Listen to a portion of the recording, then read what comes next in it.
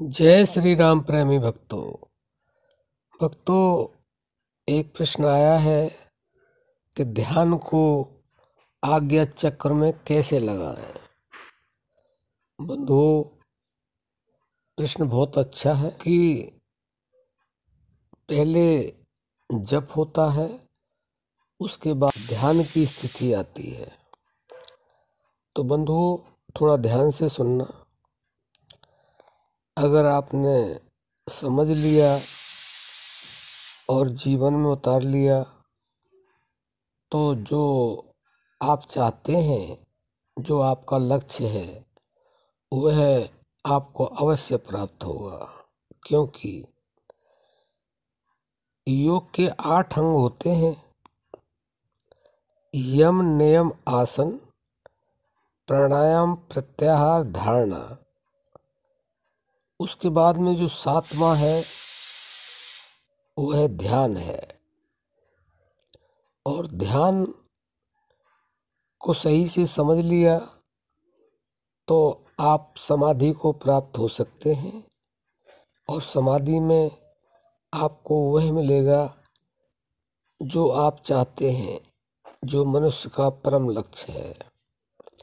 तो सबसे पहले आपको हमारे अंदर जो श्वास प्रश्वास की प्रक्रिया हो रही है उस पर ध्यान देना होगा। उसको संतों ने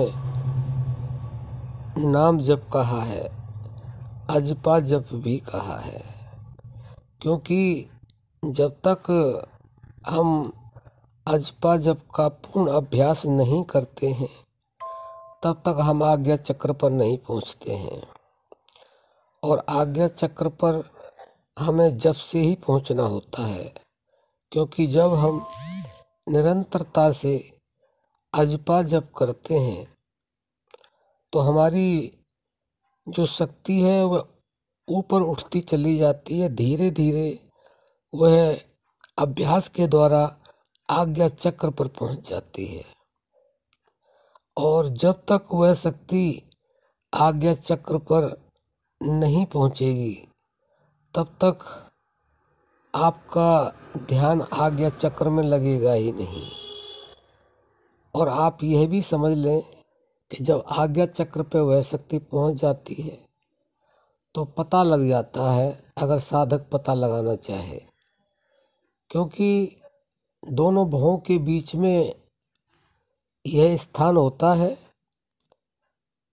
और इसको तीसरी आंख भी कहा गया है, 10वां दरवाजा भी। बंधुओं, जब ध्यान आज्ञा चक्र में लगने लग जाता है तो वह दिव्य नेत्र भी खुलता है, 10वां दरवाजा भी खुलता है। उसके बाद में ही आगे की जो यात्रा है वह पूर्ण होती है। तो आपको ध्यान में प्रवेश करने से पहले ज़्यादा से ज़्यादा निरंतरता से आपको अजपा जप करना ही होगा। जैसे हमने बताया अभी थोड़ी देर पहले कि जब तक शक्ति ऊपर नहीं उठेगी, सारे चक्रों का भेदन नहीं करेगी, तब तक आज्ञा चक्र पर आपका ध्यान लगेगा नहीं। और उसकी पहचान क्या है? उसकी पहचान यह है कि आज्ञा चक्र में दोनों भवों के बीच में जब हमारा ध्यान लगना शुरू होता है तो वहाँ पर स्पंदन होना शुरू हो जाता है। उसको 3 नामों से संबोधित किया है हमारे संतों ने: स्पंदन, कंपन, वाइब्रेशन। तो अगर वह शुरू हो जाता है तो आपका ध्यान आज्ञा चक्र में लगना शुरू हो जाता है। और जब उसमें निरंतरता आ जाती है तो आपका पूर्ण ध्यान लगना शुरू हो जाता है। तो इस प्रक्रिया से आप अपने आज्ञा चक्र में ध्यान लगा सकते हैं और उसके बाद में आप समाधि में जा सकते हैं। लेकिन यह प्रक्रिया आपको निरंतर करनी होगी और इसमें हम हर वीडियो में बताते हैं, जब तक आपका जप करने में, ध्यान करने में आपका भाव नहीं होगा, आपकी श्रद्धा नहीं होगी, आपका विश्वास नहीं होगा, आप अध्यात्म में सफल हो नहीं सकते हैं।